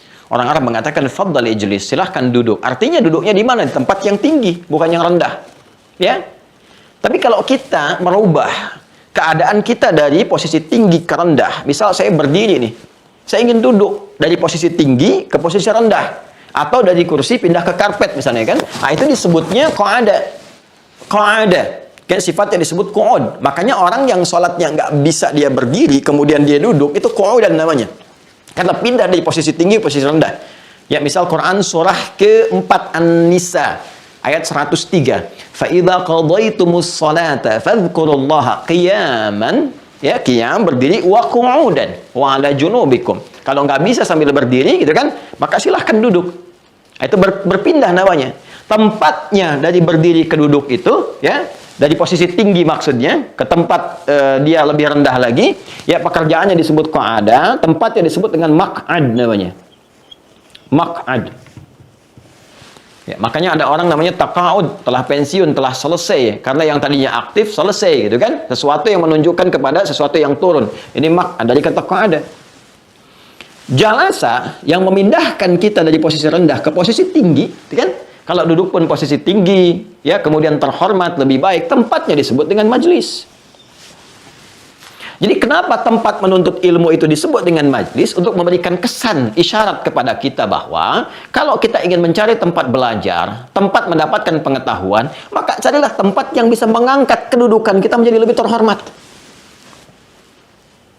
Bukan sekedar kita datangi tempat biasa yang bahkan merendahkan kehormatan kita. Apalagi tidak memenuhi kebutuhan roh atau tidak memenuhi kebutuhan fisik. Ya kan, ilmu itu fungsinya tadi mengikat informasi itu, membimbing fisik untuk beraktivitas, membimbing roh untuk mendapatkan kebutuhan ibadahnya dengan benar. Ya, lalu kita datang ke tempat yang tidak memenuhi itu, bukan majlis namanya. Ya, Anda belajar ke tempat yang hanya menghadirkan tawa, ria, tidak ada isinya, atau menangis kemudian meratapi sesuatu yang tidak ada esensinya, atau datang atau bahkan ke tempat yang memalingkan kita dari kebutuhan roh. Alih-alih kita mendapatkan informasi, malah kita bergeser dari keyakinan kita. Ya, Anda datang ke tempat misalnya yang mengajarkan itu sholat tuh nggak ada dalam Al-Quran. Ya kan, misal. Ya, jadi malah kita bingung sendiri. Ya, syahadat itu bukan bahasa iman misalnya. Itu bukan majlis namanya. Ya. Jadi kalau kita mengaji atau belajar ke tempat disebut majlis ilmu, tapi di tempat itu justru banyak kalimat-kalimat yang justru menjadikan kita ragu dengan keimanan kita sendiri. Bergeser dari pemahaman mainstream misalnya, ya, memalingkan makna-makna dari tempat yang berbeda. Kita tahu qul huwallahu ahad, tiba-tiba datang ke situ ngaji, ada yang mengatakan gelarnya tinggi, entah doktorkah, profesorkah, atau kiaikah dan sebagainya, lalu mengatakan semua agama sama, menuju pada Tuhan yang sama, cuma caranya beda-beda, kan bertentangan dengan kebutuhan roh. Itu bukan majlis namanya, bukan majlis. Ya, Karena itu ketika Allah sampaikan kalimatnya menjadi majlis, jamaknya majalis, ini mesti tempat itu mengangkat kita kepada keadaan terhormat. Apa yang diangkat itu? Allah jelaskan langsung supaya kita tidak menduga. Yarfa'illahu alladhina amanu minkum walladzina utul ilma darajat. Pertama yang bisa mengangkat iman kita, menjadikan iman menjadi naik. Tanda iman naik itu apa? Amal saleh, taat. Amal saleh. Karena itu kata amal soleh senantiasa bersanding umumnya di Al-Quran dengan kata iman. Wal 'ashr innal insana lafi khusr illa alladzina amanu wa amilus shalihat. Kunci surga iman amal soleh. Al-Baqarah ayat 25. Wa basyiril ladzina amanu wa amilus shalihat. Jadi ciri iman itu munculnya taat, munculnya amal soleh. Makanya kata Nabi di hadis Al-Bukhari itu, al-imanu yazidu wa yantaqisu, yazidu bit ta'ah wa yantaqisu bil ma'siyah. Iman itu akan selalu berada, naik dan turun. Dia akan naik dengan ketaatan. Makanya ketika Anda datang ke majelis ilmu, cari tempat-tempat yang membuat Anda semakin mendekat kepada Allah, membuat Anda lebih taat, senang meningkatkan ibadah, senang tahajud, kan? Senang dekat dengan Al-Quran, kan? Membimbing Anda pada ketaatan, kebaikan, membimbing kita untuk berinteraksi sosial yang baik, yang mulia. Harus seimbang. Ya, jangan sampai terjadi begini, ritualnya bagus, tapi hubungan sosialnya bermasalah. Ini pun bukan majlis. Bukan majlis, ingat. Ini di hadis Al-Bukhari nanti, riwayat sahabat Abu Hurairah. Karena nanti ada orang mendatangi majlis, kata Nabi, mengaku umat saya tapi bangkrut. Kenapa? Karena dia concern pada yang ini saja nih. Kalau dilihat ritualnya kelihatan bagus. Ya, sholatnya jadi naik, rajin, puasanya jadi rajin, baca Qur'annya bagus, dalilnya macam-macam, mulai dihafalkan dan sebagainya. Tapi dia gagal di sini. Ya, atadrunal muflis, kata Nabi, tahukah kalian orang yang bangkrut? Qulna ya Rasulullah, ya Rasulullah, kata para sahabat itu, yang kami pahami orang bangkrut itu malah dirhamalahu wala mata'. Orang yang sudah nggak ada aset sedikit pun, ya, nggak ada asetnya dan sudah tidak punya uang sedikit pun. Uangnya sudah nggak ada, aset nggak ada. Kata Nabi, al-muflisu min ummati, ya kan? Bukan itu yang saya maksudkan. Orang yang bangkrut dari kalangan umatku itu. Nabi tidak menyebut umatnya Isa, umatnya Musa, tapi mengkhususkan di situ ada orang mengaku umatnya Nabi. Ya, dia beriman, dia berusaha beramal soleh gitu kan, tapi ternyata amal solehnya tidak mendukung dia untuk mendapatkan rahmat Allah secara cepat. Ya, karena ternyata melakukan tindakan lain yang menggugurkan amal soleh itu. Ya, apa tindakannya? Al-muflisu min ummati yati yaumal qiyamati bisolatin. Ternyata di dunianya ini rajin, misalnya salat, ya, wa zakatin, rajin juga zakat, wasiyamin, kelihatan rajin puasa. Tapi sayang, wayati qad syatama hadza, senang mencela juga. Wa qadzafa hadza, menuduh juga. Wa akala mala hadza, makan yang haram. Wa daraba hadza, senangnya berselisih. Puncaknya wasafa kadama hadza, menumpahkan darah. Datang ke majlis, diajak-ajak untuk ngebom ini, nembak itu. Itu bukan majlis namanya. Kata Nabi, bahaya. Ya, ada ukuran, ada standarnya. Nggak ujuk-ujuk tiba-tiba bawa tembak, menegakkan syariat, langsung jihad, langsung syahid. Tidak. Ada ukurannya, itu bukan majlis. Hati-hati ya, hati-hati.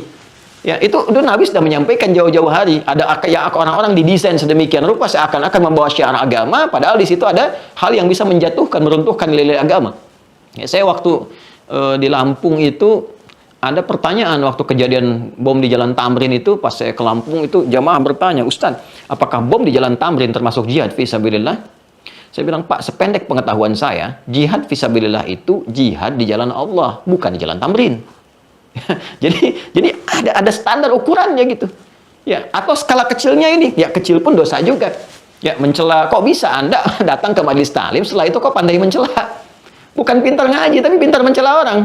Pintar menuduh orang gitu kan. Memperbaiki diri aja belum sempurna. Kok sekarang kita menilai orang lain yang sebetulnya belum kita ketahui juga. Ini masalah juga. Nanti di akhiratnya akan ditimbang begini. Ya. Tu'khadhu hadza min hasanati wa hadza min hasanati. Nanti yang baik-baik salatnya diambil, nanti ditutupkan kepada dosa celaannya. Ini salat mencela, ambil pahala salatnya, tutup celaannya, transfer ke orang lain yang dicelanya. Demikian seterusnya. Fa in faniyat hasanatu, kalau habis di kebaikannya tersisa buruknya, maka diambil keburukan orang yang pernah dicela itu misalnya ditimpakan kepadanya, faturiha finnar, maka dia terpaksa dibersihkan dulu di neraka. Nah, ini kaitan dengan iman. Dan ini turunannya. Yang kedua, mengangkat pengetahuan, nambah wawasan. Jadi paham kita.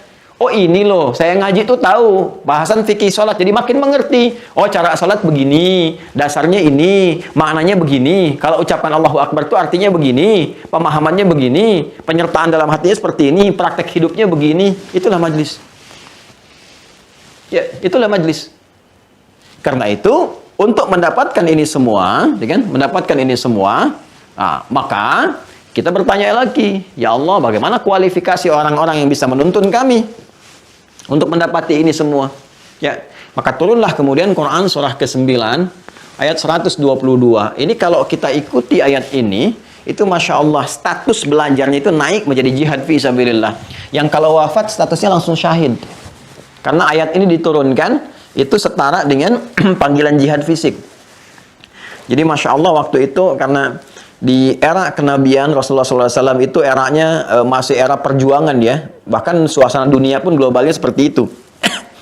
Jadi di dunia itu masih beberapa tempat senang ekspansi, senang ini, senang itu. Sehingga Nabi pun mesti menyiapkan satu pasukan militer untuk mempertahankan. Ya, untuk mempertahankan. Jadi jihad itu bukan menyerang sembarangan, tidak.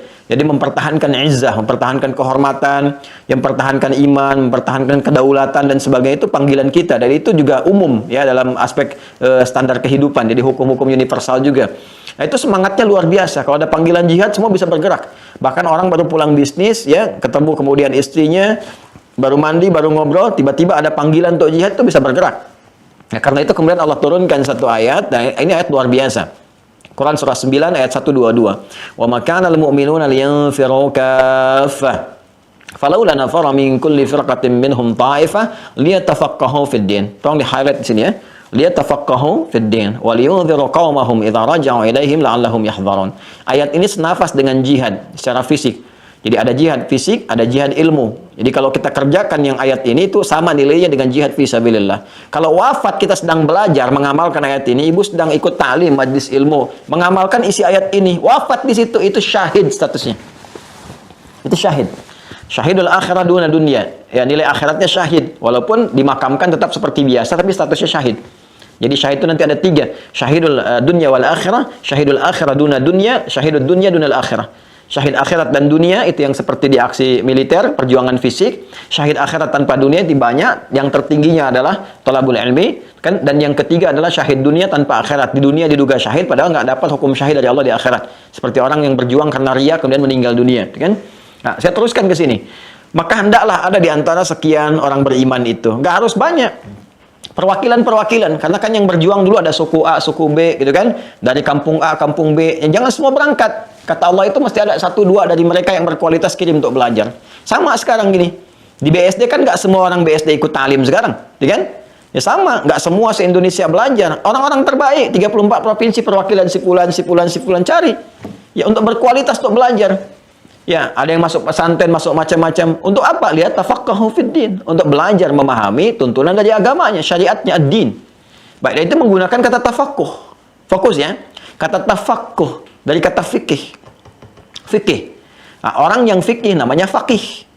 Ya. Nah, jadi kalau kita mau mencari sosok-sosok yang mampu mengajarkan kepada kita pengetahuan dengan mengangkat iman dan ilmu sekaligus, cari yang faqih. Siapa faqih ini? Faqih itu dikatakan faqaha, yang paham, mengerti. Jadi kalau kita ingin mencari sosok guru untuk belajar, cari betul yang kualifikasinya bisa memahami dan mengerti, menguasai materi yang akan diajarkan.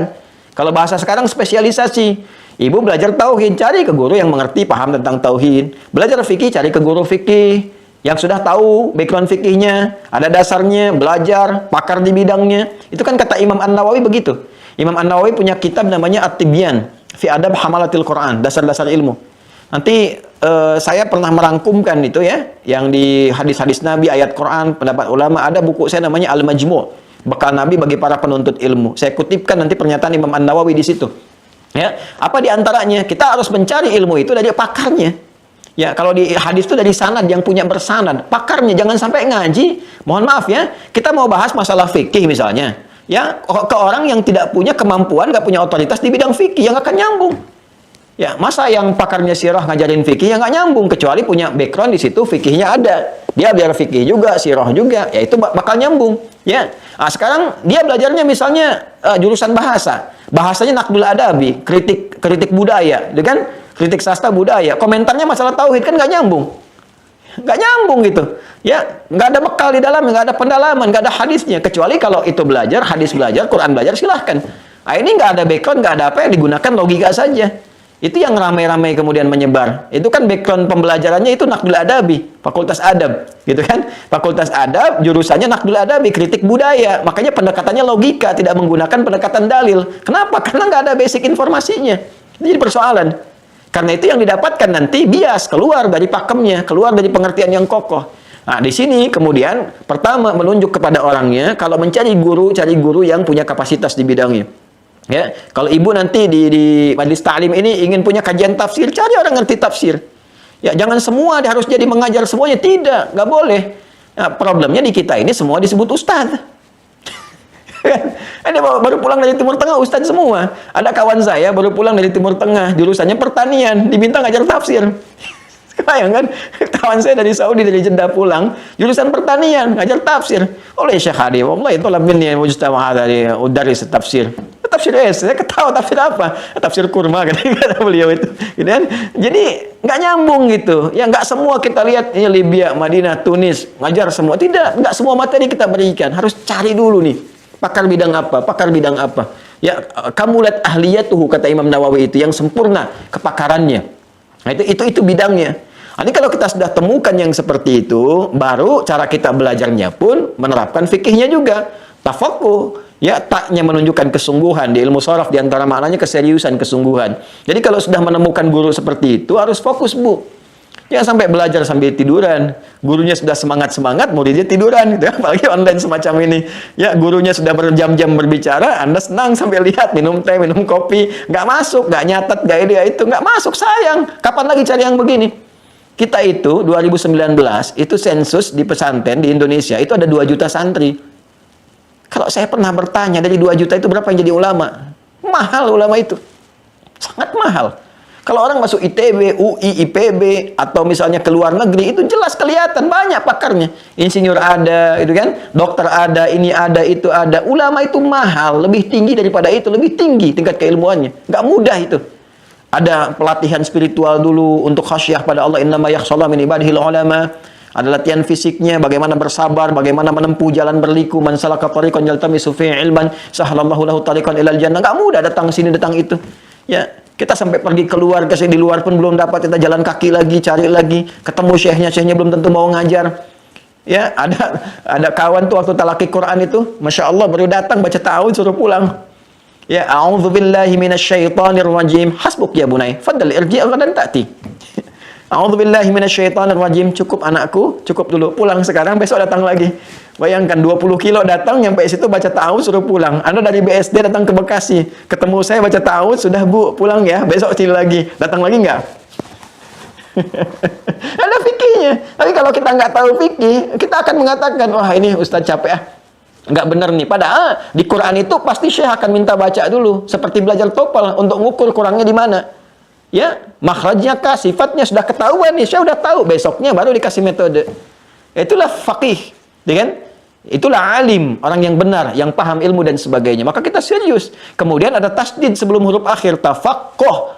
Ya, di qafnya itu ada tasdid. Tasdid itu seakar dengan kata syiddah. Sesuatu yang nggak mudah. Double. Butuh semangat 2 kali lipat. Karena itu setiap yang bertasydid dibacanya double. Awal, ya, harrama, halala. Itu kalau kita ambil maknanya, belajar ilmu itu mesti 2 kali lipat semangatnya. Kalau menemukan guru yang bagus, kejar. Kejar. Ya, tunggu jadwalnya kapan kita sesuaikan. Jangan maksa ikutkan ke kita. Ya, usahakan. Kadang-kadang sudah maksa, nuntut gitu. Nah, ini kan repot. Ya, semua kan punya hak, punya keadaan. Imam Syafi'i itu datang ke Madinah untuk belajar ke Imam Malik. Ya, diminta oleh ibunya, berangkat. Cuma kalau bahasa kita, majlis dibuka hari Rabu, datang hari Selasa, kecepatan sehari, nunggu depan pintu sampai dibuka besoknya. Sekarang jamaah Ustaz baru datang, dipaksa harus menjawab pertanyaan.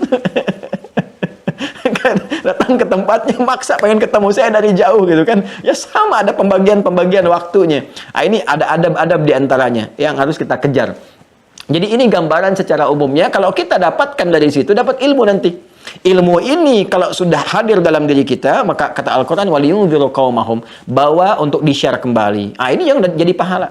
Di-share oleh kita. Ini pahamnya begini, paham begitu. Kalau yang tidak jelas, nggak usah di-share. Ya, diikutin aja nggak boleh, apalagi di-share. Ya, yang nggak jelas tuh nggak boleh, didiamin aja. Tinggalkan sampai dia mengerti bahwa dia itu salah. Kalau pernah subscribe, unsubscribe langsung. Ya, itu pengamalan Al-Quran. Ya, itu ada di Quran surah keempat, An-Nisa. Surah ibu-ibu. An-Nisa, ayat 140. Di mushaf standar paling kiri sebelah bawah, di pojok bawah. Ya. Wa qad nazzala, saya sebagai penutup juga ya, karena sudah habis waktu penjabarannya. Wa qad nazzala 'alaikum fil kitabi an idza sami'tum ayatillahi yukfaru biha wa yustahza'u biha fala taq'udu ma'ahum hatta yakhudu fi haditsin ghairi innakum idzam mithluhum innallaha jami'ul munafiqina wal kafirina fi jahannam jami'a. Quran surah keempat An-Nisa ayat 140.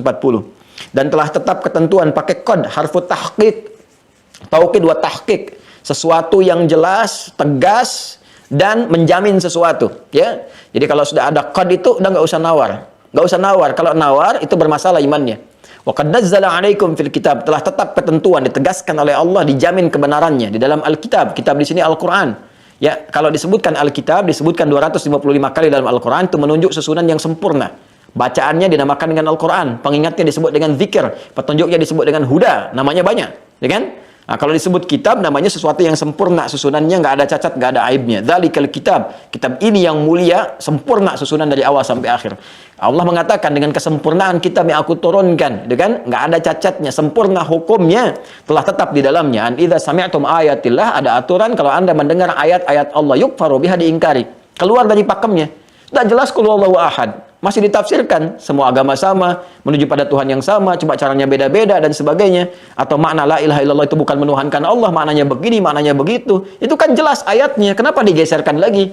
Ulama nggak beda pendapat, Nabi menyampaikan, sahabat mengikuti, ulama menjelaskan. Rasul, Nabi, ulama, tabi'in, sahabat nggak ada beda pendapat. Anda Rasul bukan, Nabi bukan, sahabat bukan, tabi'in bukan, beda sendiri. Masa yang salahnya Nabi? Masa yang salah hadisnya? Kalau pemahamannya yang keliru, jangan disalahkan hadisnya. Kalau pecinya yang salah, jangan dipotong kepalanya. Cari peci yang sesuai ukurannya. Ya, jadi kembali kepada yang tadi, kalau kita dengarkan ada yang menyimpang dari ayat-ayat, atau yustahza'u biha, mengolok-olok. Masya Allah, ada orang akhwat mulai pakai jilbab, ada yang pakai cadar, pakai macam-macam, mulai diolok-olok misalnya. Ada yang ikhwan dekat dengan Quran, mulai mengaji, pengen tahajud, mulai diolok-olok misalnya. Ya, diolok-oloknya bukan biasa canda-canda dalam taklim, karena ayat ini ayat tentang penjabaran. Ada yang mengajar dengan mengolok-olok orang lain. Ini kalau disebutkan begini pasti akan kejadian. Kalau nggak disebutkan langsung siapa orangnya, kapan kejadiannya, artinya itu potensial terjadi di setiap masa dengan tokoh yang berbeda. Ya, bahkan kata Al-Quran, kata-katanya bisa sangat menarik. Kalimatnya itu cantik sekali, retorikanya bagus. Itu di Al-Baqarah, Quran surah 2 ayat 204. Quran surah 2 ayat 204. Paling kiri sebelah atas di mushaf standar, ya. Wa minan nasi may yu'jibuka qawluhu fil hayatid dunya wa yushhidullaha 'ala ma fi qalbihi wa huwa aladdul khisam. Anda akan dapati di antara sekian manusia yang kalau bicara kalimatnya bagus, kata-katanya menarik, ya retorikanya bagus, logikanya seakan benar pada rapuh. Kadang-kadang bawa-bawa ayat dipotong-potong, bawa nama Allah, cuma dipotong, nggak sempurna ayatnya. Bawa sini hadisnya juga yang tidak otoritatif. Hadis yang nggak jelas sanadnya, nggak ada perawinya, rawi nggak diketahui, dibawa, ditampilkan kepada kita. Ya, seakan-akan seperti benar, lalu disupport dengan gelar-gelar. Jadi seakan-akan punya otoritas, padahal nggak punya pengetahuan, Bu. Jangan silau ya dengan gelar-gelar yang tinggi, kalau bukan di bidangnya nggak usah silau. Ya, nggak usah silau. Ya, yang seperti itu kata Al-Quran, fala taq'udu ma'ahum, jangan sertai majlis yang begitu. Itu bukan majlis. Jadi kalau ceramah di YouTube nggak usah dilihat, kalau subscribe, unsubscribe, tinggalkan yang seperti itu. Kalau ada buku nggak usah dibaca karya yang bersangkutan, tinggalkan aja. Ya, nanti ketika ditinggalkan tujuannya apa? Hatta yakhudu fi haditsin ghairi, sampai dia sadar bahwa itu keliru dan dia berpindah pada kalam yang benar. Indah Islam itu. Nggak ada di situ ayatnya cela dia, olok-olok dia, hina dia, nggak ada. Karena Al-Quran tidak mengajarkan menghina seseorang, mencela seseorang. Saya pun selalu mengatakan yang kita perbaiki adalah cara berpikir dan perbuatan, bukan orangnya. Fir'aun Fir'aunnya nggak pernah disebut nama orangnya, ya, tapi perbuatannya itu yang diperbaiki. Ya, kemudian apa yang lanjutannya? Hatta yakhudu fi haditsin ghairi innakum idzam mithlum. Kalau Anda fasilitasi, Anda undang, suruh ngisi kajian, suruh menjelaskan, lama-lama nanti ada yang terpengaruh. Sama juga pikirannya, maka muncul penyakit dalam jiwa, munculnya nifak, orangnya munafik. Kalau sudah munafik, nggak taubat, meninggal, itu lebih dulu masuk neraka jahanam dibandingkan dengan orang kafir. Itu tempat terdalam itu untuk orang munafik. Ya, innallaha jami'ul munafiqin wal kafirin fi jahannam jami'a. Yang masuk duluan itu orang munafik dulu. Ya, itu lebih tinggi siksaannya. Kenapa? Karena orang kafir jelas nggak ada iman. Ini orang munafik ngaku beriman, tapi mencela agama. Bahkan mencela agama sendiri di tempat agama orang lain, kan bermasalah gitu. Ya, itu kalau nggak taubat, fiddarkil asfali minan nar. Kan ayat lanjutannya itu fiddarkil innal munafiqina fiddarkil asfali minan nar. Di tempat yang terdalam dari neraka. Itu yang paling bahaya dan kita mendoakan supaya tidak terjadi demikian. Kan? Kalau masih hidup kita doakan, jangan ada kesan kita kemudian langsung, oh siap ya, itu ya, rasakan. Tidak, nggak boleh begitu. Sepanjang hidup masih punya hak untuk dapat hidayah. Fir'aun kan Fir'aun yang aku Tuhan, ana rabbukumul a'la, hobi bunuh orang, Al-Baqarah 49, masih diberi kesempatan untuk taubat. Dan diberikan dakwah dengan kalimat yang lembut. Maka kita pun harus mulai adil dengan mendoakan. Mudah-mudahan dengan sujud kita di malam hari mendoakan ada sentuhan pada jiwanya, sempat bertobat. Alhamdulillah. Setelah itu jadi bagian dari saudara-saudara kita, saudari kita. Dan nikmat kan? Lebih senang kita mendapati orang-orang yang baik, soleh dibandingkan mendapat satu musuh dalam kehidupan. Ya, cukup setan yang musuh, nggak usah tambah lagi. Capek, setan aja udah susah gitu kan. Terus mau tambah lagi yang lain. Jadi capek dalam kehidupan. Saya kira itu ya yang bisa saya sampaikan dalam pertemuan kali ini. Kita punya waktu barangkali ada 5 menit untuk berdiskusi. Kalau ada yang mau ditanyakan, kami perkenankan. Jadi kesimpulannya, ilmu itu penting. Datangi majlis ilmu yang benar-benar majlis, yang mengangkat keimanan kita, mendekatkan diri kita dengan Allah. Kemudian menambah pengetahuan kita dengan cara yang benar, dengan cara yang objektif. Cari orang-orang yang pakar di bidangnya, jauhi yang menyimpang, jangan libatkan pada celaan-celaan, jangan libatkan pada pertentangan, jangan masuk kepada nuansa-nuansa yang justru mengurangi pahala kita dan mengurangi kadar keilmuan kita. Apapun profesi kita, silahkan. Mau ada yang dokter kah, mau ada yang pejabat, birokrat, diplomat, dan sebagainya. Semua saling mendoakan, saling mencintai karena Allah Subhanahu wa Ta'ala sebagai satu kesatuan dari umat Nabi Muhammad sallallahu alaihi wasallam. Demikian saya sampaikan. Subhanakallahumma bihamdika nasyhadu an la ilaha illa anta nastaghfiruka wa natubu ilaik. Assalamualaikum warahmatullahi wabarakatuh. Masya Allah, jazakallah Ustadz atas materinya yang luar biasa sekali. Saya tidak berhak menyimpulkan, tadi sudah disimpulkan oleh Ustadz Adi Hidayat, Bapak Ibu sekalian. Ustadz, sebetulnya banyak sekali pertanyaan yang masuk karena pertanyaan waktu kita terbatas. Ini saya pilih beberapa pertanyaan yang berhubungan dengan ilmu. Ada pertanyaan yang menarik nih Ustadz. Mungkin saya langsung bacakan beberapa pertanyaannya ya Ustadz. Nanti agar Ustadz yang menjawab. Jadi yang pertama terkait dengan ngaji online Ustadz. Apakah kita tetap mendapatkan keutamaan dan keberkahan walaupun ngajinya online? Dan bagaimana adabnya ya Ustadz? Itu yang pertama Ustadz. Apakah langsung saya bacakan mungkin ya Ustadz? Baik, yang pertama. Langsung saya jawab ya. Langsung saya jawab dengan cepat ya. Ya, ada faedahnya. Semua wasilah itu ada. Bahkan Nabi SAW pernah menyampaikan, "Man sanna fil Islami sunnatan hasanatan falahu ajruha mithla ajri fa'iliha min ghairi an yanqusa min ajriha syai'." Hadis yang kedua, "Man dalla ala khairin falahu ajruhu mithla ajri fa'ilihi min ghairi an yanqusa min ajrihi syai'." Siapa yang memfasilitasi pada kebaikan? Di situ enggak disebutkan fasilitasnya apa. Ya kan? Apakah offline kah, online kah, seperti apakah, tapi mengantarkan pada kemuliaan, kebaikan, bahkan menjadi sesuatu yang baru untuk diteruskan yang membawa misi-misi lama. Yang baru itu apa? Caranya, misalnya dengan online, ya, dengan misalnya sedekah online sekarang, dengan ta'lim online, tapi membawa misi lama. Apa misi lama itu? Risalah-risalah yang benar, menyampaikan ta'lim, menyampaikan ilmu dengan cara yang benar. Itu yang memfasilitasi saja. Jangankan yang belajar, memfasilitasi dapat pahala. Anda panitia ta'lim sekarang itu dapat pahala insya Allah. Kalau ikhlas, diniatkan karena Allah, dapat bagiannya. Ya, dan sudah tidak perlu mengatakan saya ikhlas, jadi berkurang nanti. Ya, jadi panitianya dapat, orangnya pun dapat. Ya, nah offline dapat tambahan lagi. Kenapa? Karena ada ikhtiar untuk datang secara fisik, itu dihitung setiap langkahnya.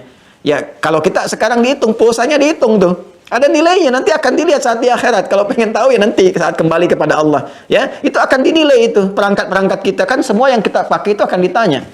Nah, makanya saya sering mengatakan kepada kawan-kawan keluarga saya juga, kalau punya sesuatu yang baru pakai ibadah dulu, karena itu akan bersaksi. Pakaian apapun itu pakai ibadah dulu. Ya ini juga sama, handphone dipakai ibadah, itu akan bersaksi di hadapan Allah. Jadi ada pahalanya, ada berkahnya. Berkahnya dari mana terasanya? Kan ada perubahan pada hidup, itu berkah namanya. Ya, Anda kan kalau belajar kan dapat ketenangan, pemahaman, dapat pengaruh, itu berkah namanya. Artinya ada manfaat di situ, pahala diberikan. Ya, kalau datang ke tempatnya secara offline nanti ada hadis lain yang mengikat. Apa itu? Di Ibnu Majah nomor hadis 233. Ya, ketika disampaikan oleh Nabi sallallahu alaihi wasallam, "Man salaka tariqan yaltamisu fihi ilma, sahalallahu lahu tariqan ilal jannah." Kan, siapa yang datang ke majelis ilmu berusaha menempuh jalan walaupun berliku, maka Allah akan berikan pahala di setiap langkahnya dan memudahkan langkah dia ke surga dengan ilmu yang dia dapatkan kalau majelisnya benar. Ya, tapi kita belajar begini pun dapat bagian yang keduanya, wa innal malaikata la tadau ajnihataha ridan li talibil ilmi. Tapi orang-orang yang belajar ilmu secara umum itu malaikat melingkupi di atasnya.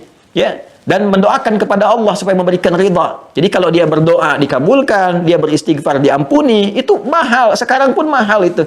Ya, harus tahu fikihnya supaya kita manfaatkan keadaan itu. Ya, harus tahu fikihnya. Jadi jawabannya tetap dapat pahala insyaallah sesuai kadar keikhlasan, innamal a'malu binniyat, dapat keberkahan juga dan ada potensi dikabulkannya doa, ada potensi kemudian diampuni dosa-dosa sesuai dengan hadis dan dalil yang tadi saya sampaikan. Dan yang terakhir, ini yang saya tuliskan hadisnya di Al-Bukhari, Kitabul Ilmi. Jadi satu kitab itu, ini Al-Bukhari nih. Ya, nama kitabnya sebetulnya asalnya bukan Sahih Al-Bukhari. Ya, Al-Jami' As-Sahih Al-Musnad Al-Mukhtasar min Umuri Rasulillah sallallahu alaihi wasallam wa sunanihi wa ayyamihi. Ya, coba diulang. Nah, itu karena panjang disingkat jadi Sahih Al-Bukhari. Di dalamnya ada 97 topik. Setiap topik disebut dengan kitab. Kitab Bad'ul Wahyi, Kitabul Iman, Kitabul Ilmi sampai ke ujungnya. Nah, ini tentang ilmu ada di Kitabul Ilmi. Di Kitabul Ilmi itu nanti di kitab yang ketiga, di bab yang ke-13 ya. Hadis nomor 71 dari sahabat Muawiyah. Ciri seseorang mendapatkan berkah ilmu itu kata beliau, sami'tu Rasulullah sallallahu alaihi wasallam qaal, saya mendengar Rasulullah SAW bersabda, man yuridillahu bihi khairan yufaqihu fid din. Siapa yang Allah inginkan untuk berubah jadi orang baik, dapat keberkahan. Kan berkah itu ziyadatul khair, bertambah kebaikan. Kalau seseorang diinginkan oleh Allah bertambah kebaikannya, yufaqihu fiddin, akan dibimbing dia untuk paham tentang agama, mau belajar agama. Jadi kalaupun Anda belajar online, tapi keinginan kuat untuk nyimak taklim, tahu jadwal-jadwal, terus bertambah kebaikan, itu berkah. Dan masuklah dalam hal yang disebutkan oleh Nabi SAW tadi. Wallahu ta'ala a'lam bis-shawab. Silakan pertanyaan kedua. Baik, Ustaz, untuk pertanyaan kedua nih, apakah orang yang menyampaikan ilmu agama Islam, misalnya mengajarkan Al-Quran, dengan orang yang menyampaikan ilmu pengetahuan lain, misalnya fisika atau kimia, sama derajat dan pahalanya di sisi Allah? Ustaz? Berbeda. Banyak pertanyaannya, Ustaz. Berbeda. Pertama, kapan itu menjadi berpahala? Ukurannya adalah hadis pertama di Al-Bukhari, riwayat Umar bin Khattab radhiyallahu taala anhu, qala Rasulullah sallallahu alaihi wasallam, innamal a'malu binniyat wa innama likulli imrin ma nawa. Faman kanat hijratuhu ila Allah wa rasulihi fahijratuhu ila Allah wa rasulihi, wa man kanat hijratuhu lidunya yusibuha aw imra'atin yankihuha fahijratuhu ila ma hajara ilaihi, rawahu Al-Bukhari. Kan? Hadis riwayat Al-Bukhari, semua amal perbuatan kita itu, pekerjaan sekecil apapun akan diukur penilaiannya oleh Allah berdasarkan niatnya. Ya, jadi baik mengajarkan Quran atau mengajarkan fisika, kimia, itu dilihat niatnya, lillah bukan. Ya, kalau lidunya dapat dunia, ngajar Quran karena mendapatkan pengen dapat gaji. Jadi guru TPQ karena ingin dibayar, itu dapat bayaran, pahalanya nggak ada. Jelas ya? Sama dengan orang sholat niatnya ria, ada. Ya, fawailul lil musallin, celaka orang sholat. Siapa yang celaka itu? Jangan dipotong. Nanti kalau begini semua orang nggak mau sholat karena celaka. Kan? Belum selesai ayatnya. Ya, jangan seperti orang liberal motong-motong ayat tuh. Ya, jadi celaka gitu. Fawailul lil musallin alladzina hum an salatihim sahun, yang lalai dalam sholat. Kenapa lalai? Alladzina hum yuraun, karena ria. Ria, imam tuh pahalanya banyak. Imam yang ria gugur pahala. Ya, bagus. Alhamdulillahi rabbil alamin. Bagus. Kagum, maghrib, banyak yang muji, Ustaz Masya Allah suaranya. Begitu isya, matnya naik. Ya, ada likunya. Alhamdulillahi rabbil alamin. Karena ingin didengar. Itu hilang pahala tuh. Ya, infak juga sama. Infak bisa habis pahala. Itu kan ibadah infak itu. Tapi ketika infak ingin dilihat orang, ya, Masya Allah, di Latinos misalnya pengen infak untuk pembangunan 1 miliar, tapi bikin spanduk umumkan saat Jumat dari Sabang sampai Merauke, hilang pahalanya. Al-Baqarah 264, ya ayyuhalladzina amanu la tubtilu shadaqatikum bil manni wal adza kalladzi yunfiqu malahu ria'an nas. Seperti orang infak yang ria, ya kan? Jadi ukurannya keikhlasan dulu di situ. Niatnya untuk ibadah, benar untuk ibadah. Anda ngajar fisika, ngajar kimia, diniatkan sebagai ibadah supaya orang ini pintar, dengan pintar nanti bisa sumbangsi dalam keislaman, dalam hal ibadah atau membimbing masyarakat pada jalan yang benar, ada pahalanya di situ. Ada pahalanya, ya. Dengan atau matematika kuat, fisika kuat, kan itu ada membantu juga kepada keilmuan syariat. Bagaimana menentukan misalnya 2 kulah air yang suci. Ya, 2 kulah itu berapa kalau nggak tahu volumenya? Ukurannya kan matematika di situ.